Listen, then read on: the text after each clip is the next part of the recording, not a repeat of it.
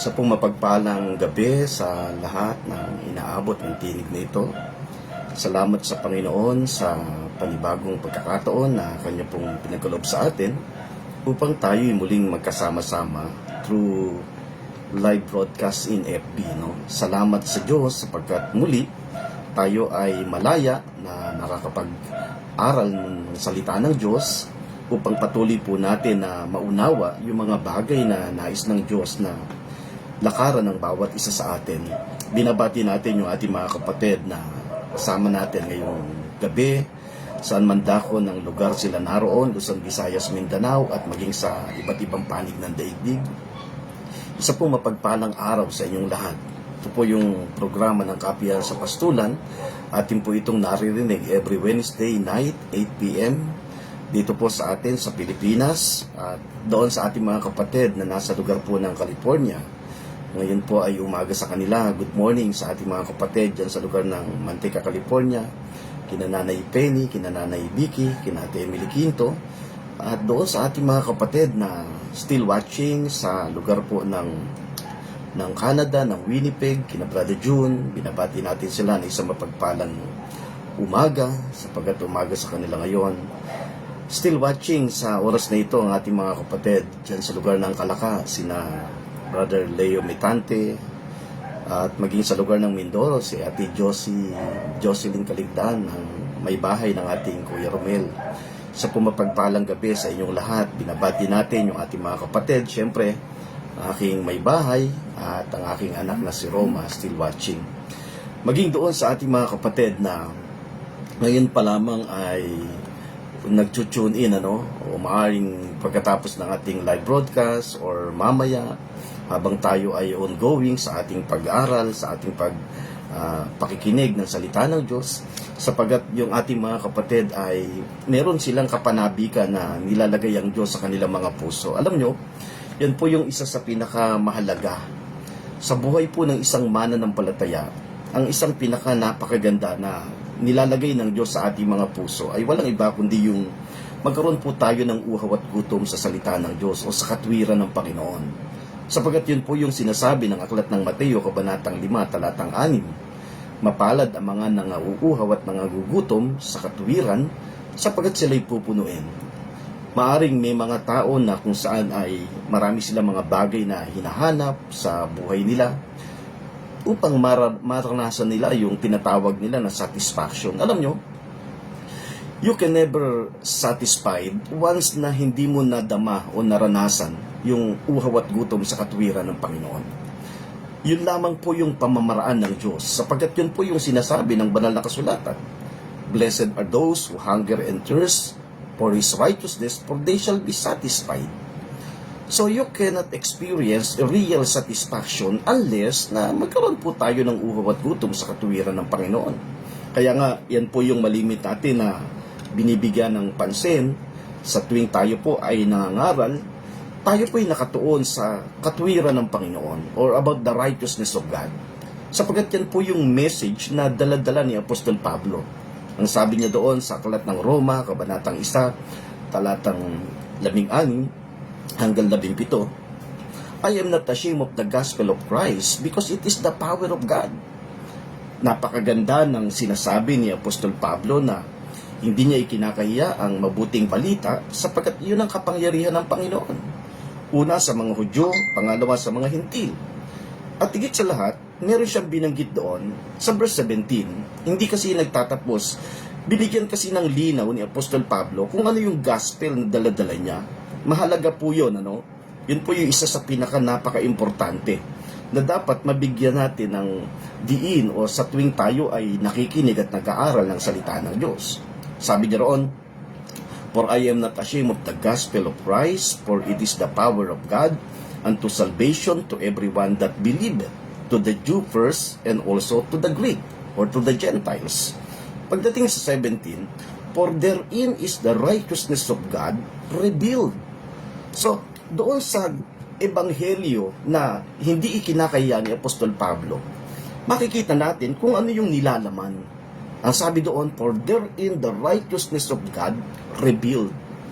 Kaya doon po tayo nakapokus Sabi ko nga, may nagtanong sa akin, sabi niya, Pastor, ano ba yung binibigyan mo ng pansin or diin sa iyong pangangaral? Sabi ko, kung meron man po tayong dapat na maunawaan, ay walang iba kundi about the righteousness of God.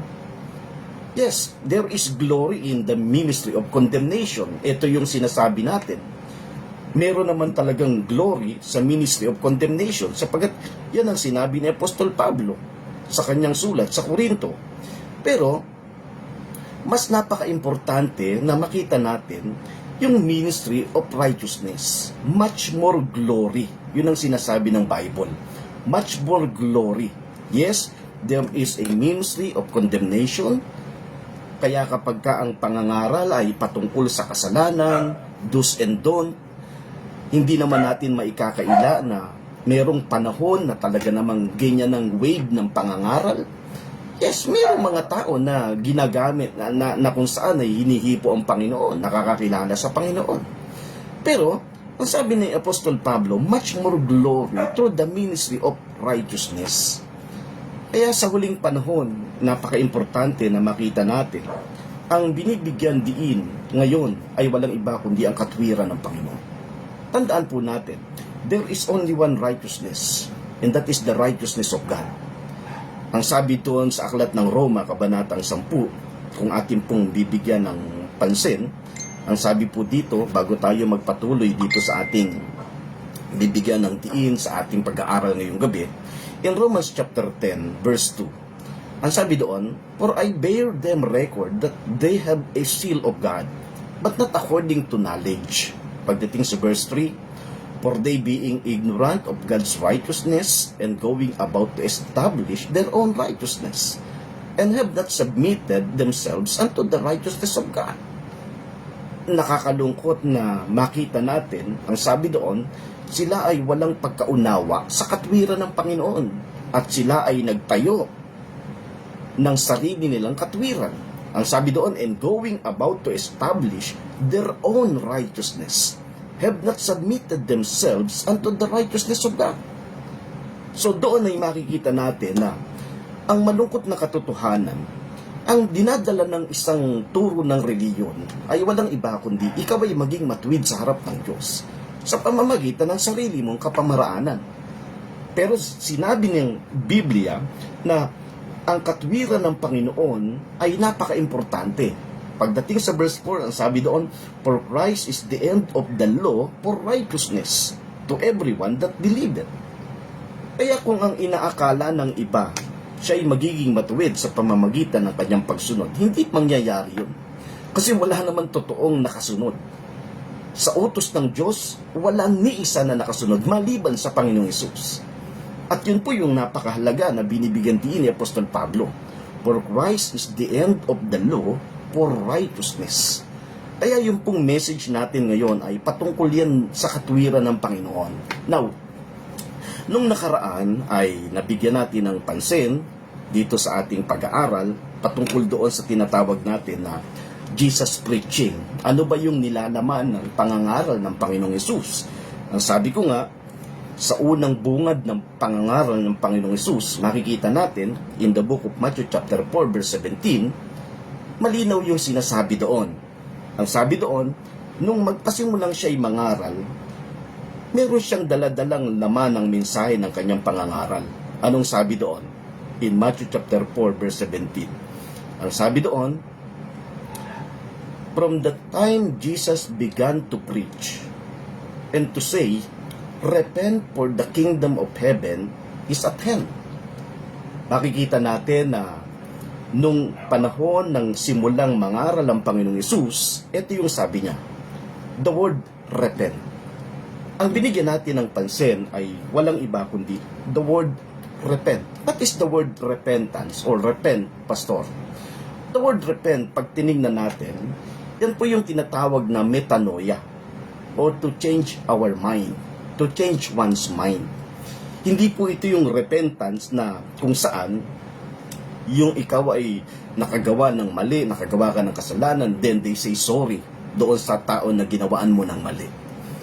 Yun po yung isang interpretasyon ng reliyon pagdating po doon sa word na repentance. Pero kung aaralin natin talaga yung word na repent, pag tinignan natin, the word repent in Greek means metanoia. And metanoia meaning is to think differently or to change one's mind. Yung magbago't mag-iba ka ng isipan.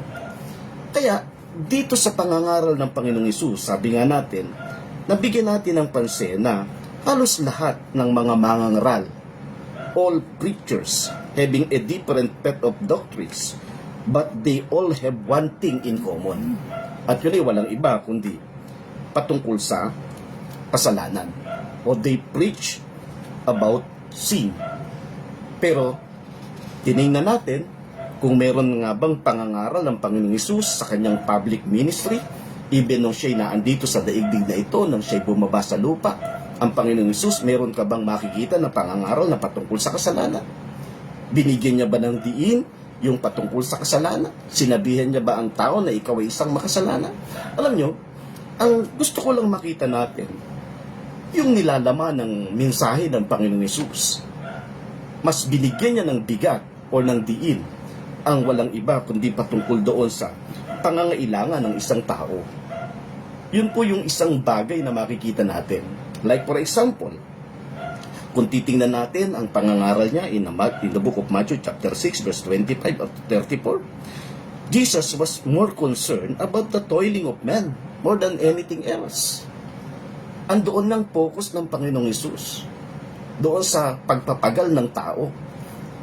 And even up to now, pag tinignan natin, yan po yung kinalalagyan ng tao. Lalo na ngayon, ang buhay ay talagang pahirap ng pahirap. Walang magsasabi na ang buhay ay padali ng padali. Lalo na sa panahon ngayon, ang buhay ay pahirap ng pahirap. So kung ang buhay ay pahirap ng pahirap, talagang pataas ng pataas yung level ng toiling ng isang tao o yung pagpapagal ng isang tao. At yan po yung isang bagay na makikita natin na mas concern ng Diyos pagdating sa pangangaral niya, even in His public ministry, nang siya'y dumating dito sa lupa. Kaya nga, binibigyan natin ng pansin dito sa ating pong pag-aaral, kapag tayo po ay nagla-live broadcast through FB, ito po ay merong kinalaman patungkol sa pagpapagal.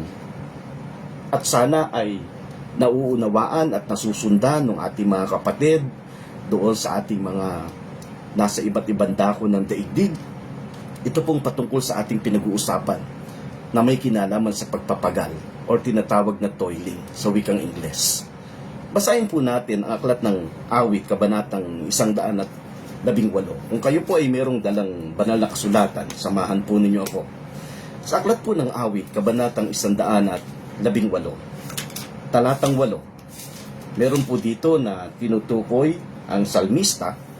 Ang sabi po dito, higit na mabuti ang manganlong sa Panginoon kaysa magtiwala sa tao. Yan po yung sinasabi ng Awit, kabanatang 118, talatang 8. Gusto ko rin pong basahin ang nakasulat sa aklat ni Jeremias, kabanatang 17, talatang 5. Meron din po tayo makikita na halos parallel nung sinasabi sa aklat ng Awit, kabanatang 118, talatang 8. In the book of Jeremiah, chapter 17, verse 5, sa Jeremias, kabanatang 17, talatang 5, ito po yung sinasabi. Ganito ang sabi ng Panginoon, sumpain ng tao na nagtitiwala sa tao at ginagawang kalakasan ang laman at ang puso ay lumalayo sa Panginoon. So, makikita natin ang mga talata na ating binasa ngayong gabi na may kinalaman pagdating po doon sa lakas ng tao o doon sa kakayanan ng isang tao. Hindi po natin ito binabaliwala.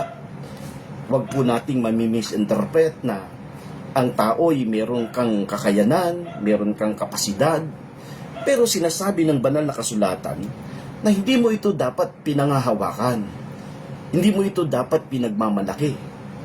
Na para bagang kaya mo narating yung isang bagay ay dahil sa sarili mong lakas, dahil sa sarili mong kakayanan, sa sarili mong diskarte. Mabigat po yan. Now, sa larangan ng reliyon, meron po tayong makikita, tinawag ko nga ang mensahe natin ngayong gabi, silent killer. Ano ba yung silent killer, Pastor? Now, if there is a silent killer, makikita po natin through the lives of many Christian. Kung meron mang makikita tayo na unti-unti ay pumapatay sa buhay ng maraming mananampalataya o yung mga tao na sinasabing nagkaroon ng pagkakilala sa Panginoon or nakakilala sa Panginoon, no other than being self-reliance. Yan po yung mabigat or yung tinatawag na self-focus.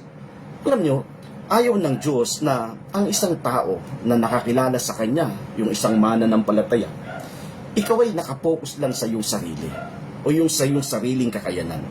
Tandaan po natin, ang sabi doon, self-focus or self-reliance is prevent God from performing in our lives. Kung meron man daw po na isang bagay na pumipigil para makagawa ang Diyos sa buhay ng bawat isa sa atin o sa buhay ng isang mananampalataya, sa buhay ng isang pamilya, walang iba kundi yung kanyang sarili. Yung tinatawag na being self-reliance or self-focus. Kasi alam nyo, kapag ang isang tao ay nakapokus doon sa kanyang sariling kakayanan, yan po isang pinakamabigat na sitwasyon. Why? Hindi kasi nais ng Diyos na kung saan ang isang tao na kumikilala sa Kanya ay manghahawak siya sa kanyang sariling kalakasan. Marami tayong talata sa banal na kasulatan na makikita na nagsasabi, lalo tigit sa lahat doon sa aklat ng Jeremias, kabanatang 17, talatang 5, sumpain ng isang taong nagtitiwala sa kanyang kapwa na may hangganan ng buhay. Minsan may mga pagkakataon na nakadepende tayo doon sa isang tao na inaakala natin parang nasa kanya yung lahat ng bagay para sa ating mga pangangailangan. Pero ipapaunawa ng Diyos na hindi nais ng Diyos yung ganoong kalagayan. Pagkus ang nais ng Panginoon, una tigit sa lahat, ikaw ay walang ibang pagtitiwalaan kundi tanging siya lamang. Hindi sa kanyang hindi sa sariling kalakasan ng tao, sa sariling kakayanan ng isang tao. Walang iba kundi sa Diyos. Yan po yung sinasabi natin na silent killer. Now, God wants to be provider in our lives. Kung meron mang naisin ng Diyos sa buhay ng bawat isa sa atin, nais niya na siya yung maging provider ng buhay natin. Bawat isa sa atin. Yun naman ay sinasabi ng banal na kasulatan. Siya naman talaga ang may kakayanan na magtustos ng bawat pangangailangan na meron tayo. He wants us to become a provider in our lives. And then He wants to be your future. He wants to be all in every area of our lives. Dapat siya ang gumagawa at hindi tayo. Tandaan po natin, lagi po tayong mga hawak doon sa kalagayan na kung saan wala tayong magagawa kung wala ang Diyos. So anong ibig mong sabihin, Pastor? Ano magiging katayuan ng tao? Ang totoo niyan, kung ikaw ay nagkaroon ng personal na relasyon sa Panginoon, sa mga sandaling ito, like for example, kung ikaw ay isang mananampalataya, ano katayuan mo? Kung sinasabi mo, Pastor, na hindi ako pwedeng manghawak sa aking sariling kakayanan, sa aking sariling diskarte, ang sinasabi ko, una tigit sa lahat, pangahawakan mo ay walang iba kundi ang Diyos. Na kung wala ang Diyos, wala tayo. Wala tayong future. Wala tayong provision. Wala tayong protection. Wala tayong lahat. Why? The reason kung bakit meron tayo ngayon, it's because of Him. Dahil siya lang. Yan po yung gusto kong makita natin. Huwag nating ma-misinterpret na para bagang ang mangyayari, parang si Juan tamad ka na lang, na nakita mo at napanood mo sa telebisyon na wala talaga siyang gagawin. Ang sinasabi natin, una tigit sa lahat, hindi po tayo dapat manghawak sa ating sariling kakayanan. Sapagat anumang kakayanan na meron tayo, ito po'y limitado kung ikukumpara natin sa kakayanan ng Diyos. Kaya nga sabi dito sa pinag-uusapan natin, God wants to be provider in our lives. He wants to be our future. He wants to be all in every area of our lives. Kinakailangan siya yung gumagawa, hindi po tayo. Ano katayuan ko, Pastor? We are all beneficiary. Yan po yung totoo. At kung titingnan natin, the word beneficiary, that's the original God's design through man before the fall. Bago bumagsak ang tao, yan ang makikita natin na disenyo ng Diyos sa buhay ng isang tao na kanyang nilikha. Nilikha tayo ng Diyos sa pasimula pa. Kung titingnan natin yung unang tao na kanyang nilikha, ano katayuan nila? Beneficiary. Anong beneficiary, pastor? Sa lahat ng bagay na nilikha ng Diyos, siya yung makikinabang. Sa lahat ng bagay, dinidesisyon ng Diyos, siya yung nakikinabang. Yun naman ang tayo natin. Ang totoo niyan bago tayo nilikha ng Diyos, nilikha niya muna yung lahat ng pangangailangan ng tao. Ang tao na kanyang nilikha, everything has been provided. Ang binigay ng Diyos na lang, nilagay siya doon at ang sabi niya, pamahalaan niyo ang lahat ng yan. So anong mahirap doon? Di ba napakaganda? Yung po yung original na disenyo ng Diyos. That we are all beneficiary. Sabi doon, let God be the center of our trust, not ourselves. Kinakailangan ang maging sentro ng ating pagtitiwala ay walang iba kundi ang Diyos. Hindi ang ating sarili. Sapagat anuman yung bagay na meron tayo, yan po'y limitado. Hindi mo yan pwedeng mapanghawakan. Hindi mo yan pwedeng ipagmalaki sa harap ng Diyos. Yan po yung sinasabi natin. That's the silent killer. Being self-reliance. Now, most people trust God only for their salvation from hell. And that's it. Yun ang malungkot.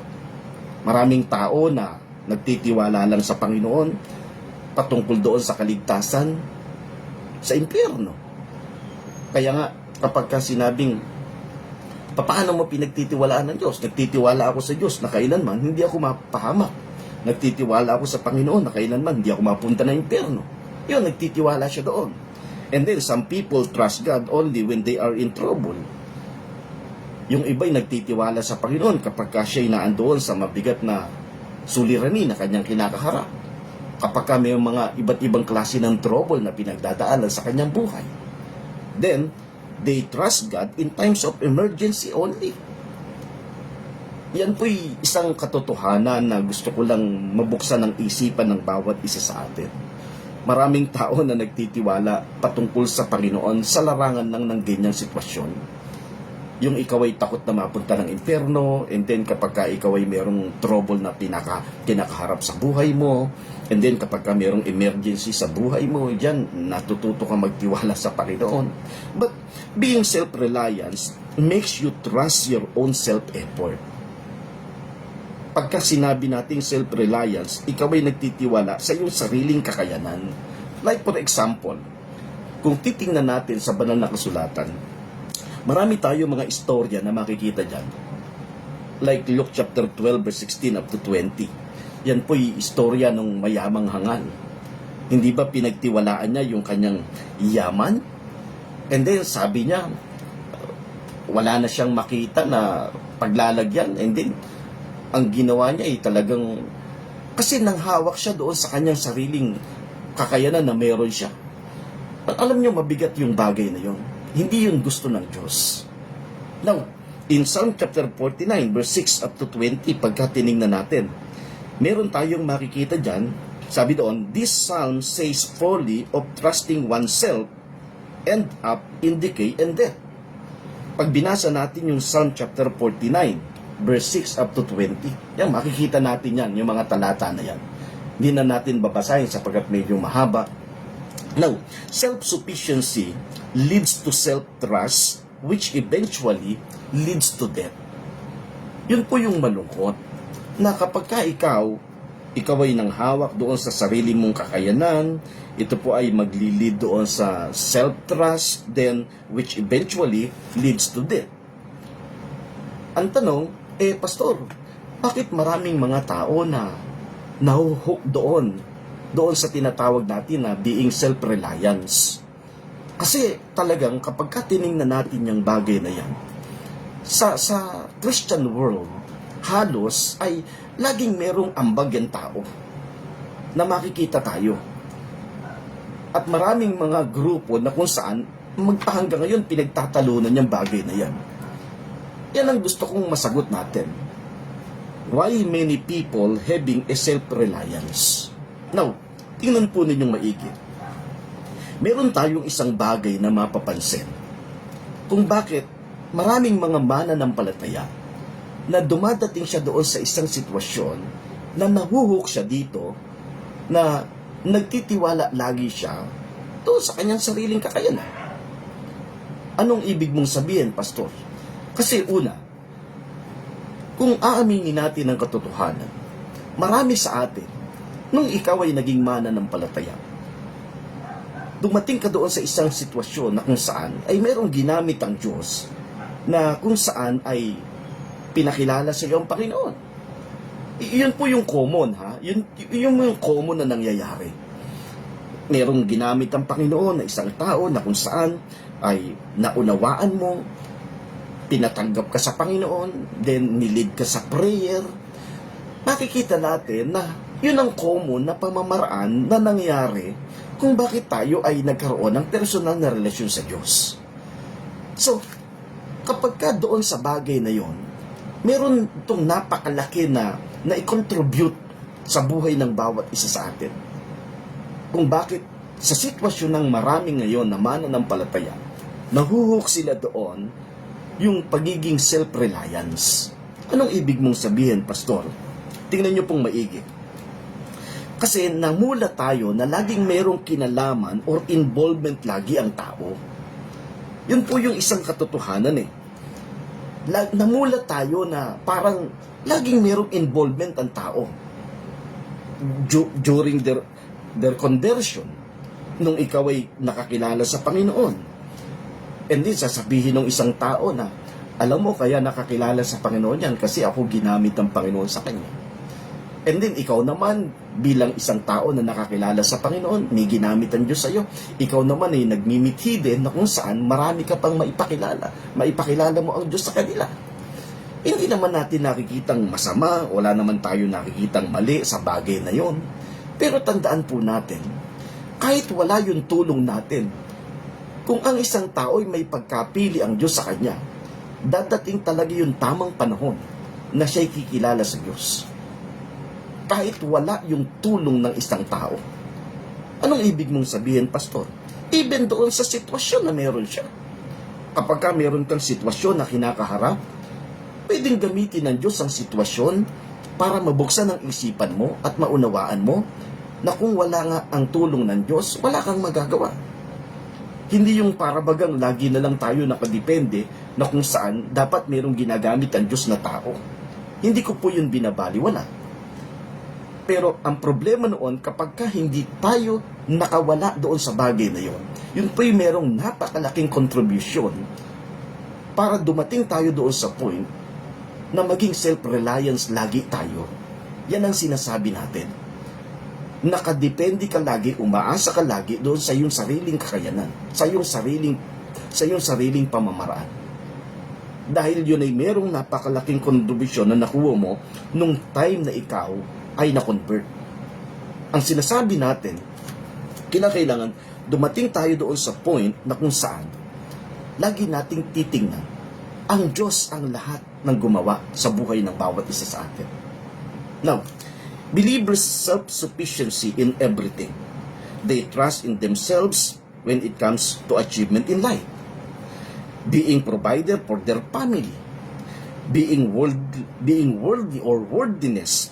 Worldliness, tandaan po natin, pag sinabing worldliness is a mindset. It is a mindset. Hindi po ito yung sinasabi natin na dahil ang isang tao ay kumakanta ng mga awitin na kung saan ay hindi makadiyos, ang tawag na natin worldly.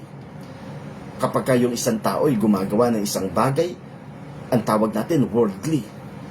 Minsan may nagtanong nga sa akin, sabi niya, alam mo Pastor, sabi nga nung kakilala ko, ako daw ay makamundo eh. Sabi ko, bakit? Nasaan ka ba? Sabi niya, nasa mundo. Oh, nasaan ka? Di nasa mundo ka.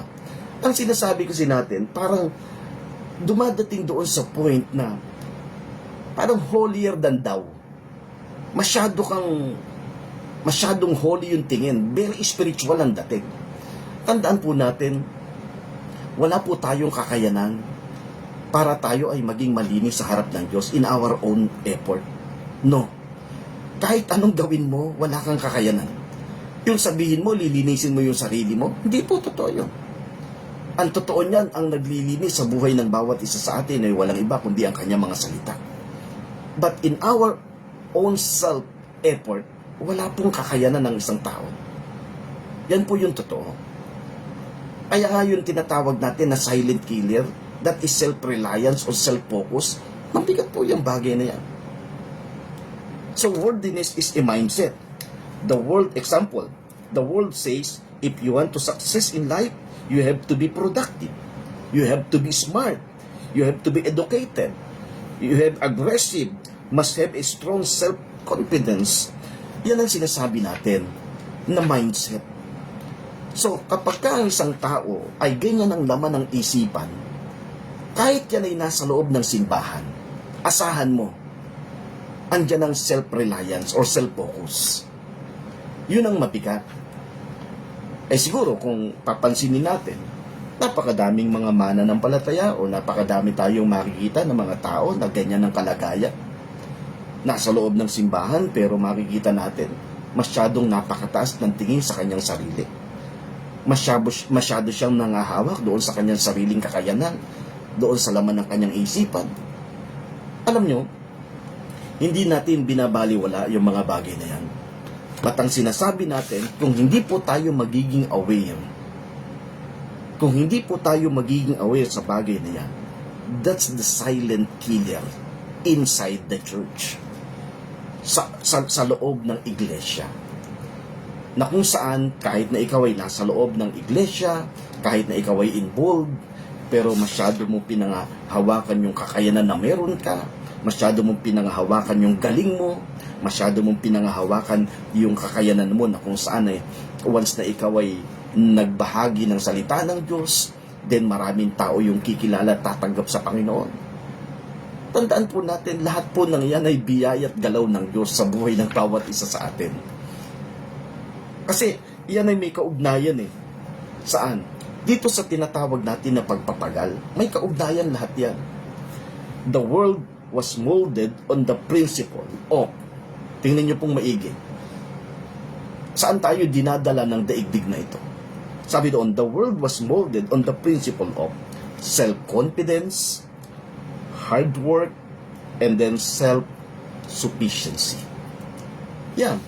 Yan po yung makikita natin. Kung ating pong babalikan, kung ating titingnan, kitang-kita po natin yan na talagang ang sarili ang pinaka nangunguna. Ang sarili ang pinaka-sentro. Ayaw po ng Diyos niyan. Tandaan po natin. Ang gusto po ng Diyos ay walang iba kundi, ang sentro ay walang iba kundi siya lamang.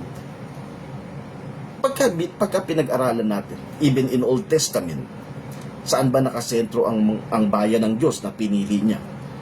Nakasentro sila sa Jerusalem. Yan ang pinaka-focus nila. Naalala niyo si Daniel? Si Daniel na kung saan ay pinag-initan ng kanyang mga kasama. Naglabas ng testamento na kung saan ay walang mananalangin sa ibang Diyos maliban doon sa pinakamakapangyarihan tao ng panahon niya. And then siya ang nangyari, umakyat siya doon sa kanyang silid at binuksan ang bintana at nanalangin siya na nakaharap doon sa Jerusalem. Kasi nga, meron silang sentro, meron silang focus. And then, pagdating sa New Testament, makikita natin, there is only one that needs our focus. At yan ay walang iba kundi ang Panginoon Yesus. Let us focus or let us fix our eyes unto Jesus, the author and the finisher of our faith. Hebrews chapter 12 verse 2. Even si Apostol Paul, wala nga siyang ibang dalang mensahe. Anong dalang mensahe ni Apostol Pablo? Ito malimit kong sinasabi to. Tingnan niyo pong maigi. Wala tayong makikita na dalang mensahe ni Apostol Pablo. Maliban dito, nung siya'y nagpanimulang mangaral, ang kanyang turning point in Acts chapter 9, nakilala niya, who are you Lord? Anong sabi doon? In 1 Corinthians chapter 2 verse 2, ito yung daladalang message ni Apostol Pablo. For I determine not to know anything among you, save Jesus Christ and Him crucified. Walang ibang mensaheng dala si Apostol Pablo. Pagbalik-baliktarin mo man ang banal na kasulatan, iyan at yan pa rin ang mensaheng daladala ni Apostol Pablo. For I determined not to know anything among you, Jesus Christ and Him crucified. At yan po yung importante na lagi nating sinasabi, that's the two diagnostic question. Pagka may mga pagkakataon, like for example, meron kang narinig na pangangaral, so idaan mo sa two diagnostic question. What is the two diagnostic question? Yung pangangaral ni Apostol Pablo. Ang sabi niya roon, for I determine not to know anything among you, save Jesus Christ and Him crucified. So who is the center? Sino yung sentro ng mensahe? Walang iba kundi si Jesus. Kinakailangan ng sentro ng mensahe, walang iba kundi si Jesus. Luke chapter 24 verse 27, He expound the scriptures concerning Himself. Yun ang binigyan niya ng diin doon sa dalawang alagad na naandoon sa Road of Emmaus. Kaya ang mensahe, pagka tinignan natin, kinakailangan nakasentro kay Jesus. And then, yan ang first diagnostic. Then the second diagnostic is it magnify the finished work of Christ? Ngayon, kung sasala dyan sa dalawa na yan, tandaan natin, that silent killer, that is self-reliance or self-effort. Mabigat po yan. At yan po yung tinatawag natin na toiling. Kaya nga, sa banal na kasulatan, napakasimple. Pinapalapit ka ng Diyos. Anong ibibigay niya? Wala ka nang makikitang pinapalapit ni Jesus ang tao at ang ibibigay niya ay kapatawaran. Naniniwala tayo na ang kapagpapatawad ng Diyos ay talagang ibibigay ng Diyos once na kinilala mo siya sa iyong buhay. Wala namang ibang pwedeng magpatawad sa atin maliban sa Kanya lamang. Pero ang sinasabi natin, pinapalapit niya ang tao at ang ibibigay niya, ang sabi niya roon, Matthew chapter 11 verse 28 up to 29, Come unto me and I will give you rest. Why? Because they have a silent killer inside the church. And that is a self-reliance or being self-effort. I hope na ngayong gabi, sa maikling oras na atin pong pag-aaral ng salita ng Diyos, nawa ay naunawaan ng bawat isa sa atin. Ito pong ating pinag-usapan. Tandaan po natin, isang bagay na gusto ng Diyos, walang iba kundi siya yung maging sentro. Wala tayong ibang pangahawakan kundi tanging siya lamang. Wala tayong ibang pwedeng bigyan ng parangal kundi tanging siya lamang. Ang nais niya ay walang iba kundi patuloy na maging maayos ang ating kalagayan. He wants us to be a provider in our life. Gusto po ng Diyos yun. He wants us to be your future. He wants us to be all in every area of our lives. Yan ang gusto ng Panginoon. All we need to do is gawin natin siyang sentro ng buhay natin. Lagi nating tatandaan that apart from Him, we can do nothing. Kung wala ang Diyos, wala tayong magagawa. Yan po yung isang katotohanan. Now, salamat sa Panginoon ngayong gabi, doon sa ating mga kapatid na ating pong nakasama, still watching sa buhay ni na Ani Sabatin, still watching ngayon, and then si Oni de la Cruz Oliveros, mapagpalang gabi, Pastor May, sabi niya, Rachel Pamansag Asuncion, si Axel, still watching dyan sa lugar ng Batangas, Maria Dalisay Panaligan, and then Leo Mitante, Leti Katigbat. Mamaya ay babasahin uli natin yung ating mga kapatid na kung saan ay nakatune in ngayon. But bago tayo matapos dito sa ating live broadcast, gusto ko po kayong anyayahan na sumandali tayong pumikit at manalangin. Mabuksan ang ating kaisipan, mabuksan ang ating mga puso, na kung saan lagi po nating tatandaan na dapat ay maging sentro lamang ay walang iba kundi tanging siya lamang. Because we are all nothing. Wala po tayong magagawa kung wala po ang Diyos. Tayo po'y manalangin. Panginoon, maraming salamat ngayong gabi sa pagkakataong binigay mo sa amin, sa buhay ng bawat isa na kung saan ay kasama ko na nakakapakinig dito po sa online every Wednesday sa Kapihan sa Pastulan. Hayaan po ninyo na patuloy mong gamitin na instrumento ang programang ito. Maraming mga kaisipan na mabuksan, makaunawa ng katotohanan ng iyong salita, na kung saan ay talagang wala po kami magagawa, O Diyos, kundi mo kami sasabahan. Kung wala ka sa buhay namin, hindi po namin kaya ang lahat ng ito. Especially ang mga nagaganap na suliranin at kabigatan sa aming paligid. Salamat sapagkat ikaw ang Diyos na kung saan ay nakilala ng bawat isa sa amin. Hayaan po ninyo na patuloy na lumalim ang aming pagkakilala sa iyo. Salamat po ng marami at maging doon sa aming mga kapatid na humingi ng panalangin, patid po ninyo ang kanilang pinagdadaanan. Hayaan po ninyo na gamitin po ninyo ito upang patuloy na lumalim at magkaroon siya ng malalim na pagkaunawa sa iyo. Sa pangalan ni Jesus, ito po aming panalangin. Amen. Amen. Salamat po sa inyong lahat. Akin pong nakasama ngayon, Roberto Panlaki. Binabati natin isang mapagpalang gabi. At syempre, still watching ang aking anak na si Roma. Binabati natin yung ating mga kapatid dyan sa lugar po ng magandang gabi po sa lahat, Pastor. Sabi ng ating kapatid na Starleti Katigbak. Hindi ko alam kung nasa Japan na to o nasa Muntinlupa. Blessed evening po, Pastor, at sa lahat ng nakatune in sa live streaming nyo ngayon. Sabi ng ating kapatid na Esther Maria Dalisay. So, salamat po sa inyong lahat. Ito po yung ating live broadcast through FB every Wednesday. Tandaan po natin, 8 o'clock in the evening. Binabati natin yung ating mga kapatid dyan sa lugar ng Calaca, Batangas, sina PIC Alan, sina Leo Metante. So lahat ng ating mga workers dyan ng Araw Philippines, isa pong mapagpalang gabi sa inyong lahat. Ganon din, syempre, yung pong lahat ng mga nasa office ng Araw, sa araw po ng bukas, tayo po ay naandoon, no? Binabati natin yung ating mga kapatid dito sa lugar po ng San Leonardo. Isang mapagpalang gabi, meron po tayong ginaganap dyan na pag-aaral ng salita ng Diyos every Monday and Tuesday, kina Ate Silvia, kina Nanay Ponyang, kina Ate Pe. Isa pong mapagpalang gabi sa inyong lahat. At yung ating mga kapatid sa iba't ibang panig ng daigdig sa lugar ng New Zealand, ang pamilya ni Sir Joe Ongkul, ang kanyang pamilya, Brother Arvin, at ang aking mga kumpare dyan, si paring Johnny, Angel. Sa pong mapagpalang gabi sa inyong lahat. At maging sa lugar po ng Winnipeg kay Brother June, sa kanyang buong pamilya, kay Sterley. Si Vice Makabugaw ay nanonood kanina, still watching, sa pong mapagpalang gabi. Dyan po dyan sa lugar ng Bacoor, no? Sa palengke ng Sapote, Bacoor.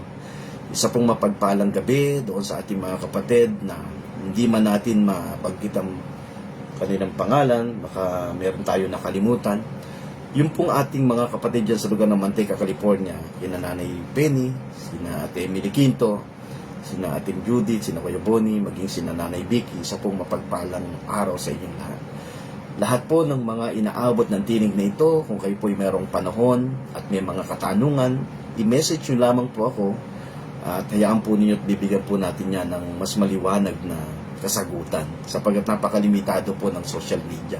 Marami pong salamat sa inyong lahat at binabati natin syempre ang aking may bahay, Sir Joe, and then ang aking anak na si Roma at si JM na nasa Baler. Tapos na yung kanyang OJT. Salamat sa Panginoon. Ang kalakasan ay patuloy niyang maranasan. At salamat po sa inyong lahat. At binabati din po natin ang ating mahal na brother Joel Jacinto. Meron po siyang live broadcast din sa araw na sa Kingdom Message, no? Aral Kaharian. Salamat sa inyong lahat. Ito po ang inyong nakasama, minsan pa, Pastor Manuel Herrera. Hanggang sa susunod, tayo po yung magkasama-sama dito po sa Kapihan sa Pastulan every Wednesday, 8 p.m. in the evening. Magyasmos to everyone. Salamat sa Panginoon.